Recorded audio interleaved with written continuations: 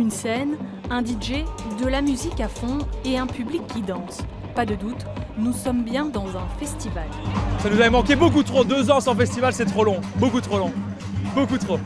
Donc là on est excités comme des puces. On est au top, premier festival depuis plus d'1 an de Klaus, on est au top du top là. 5000 personnes sont attendues ici au pied de l'Atomium pour ce concert test.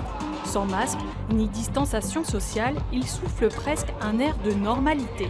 Sauf que pour en arriver là, il faut d'abord passer un sas de sécurité. Dans un premier temps, ici, on scanne le Covid Safety Ticket.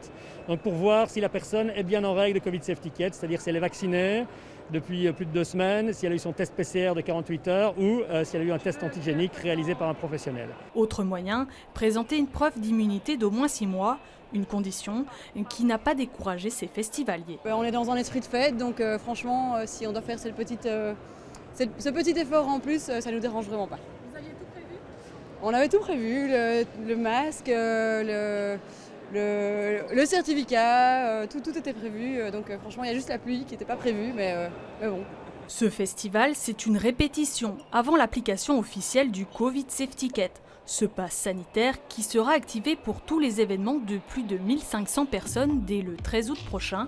L'occasion donc de repérer les éventuels problèmes.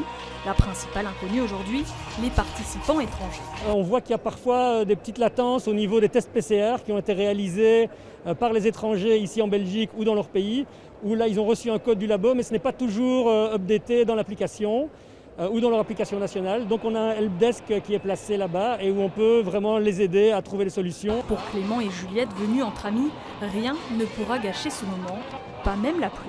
C'est vraiment dingue.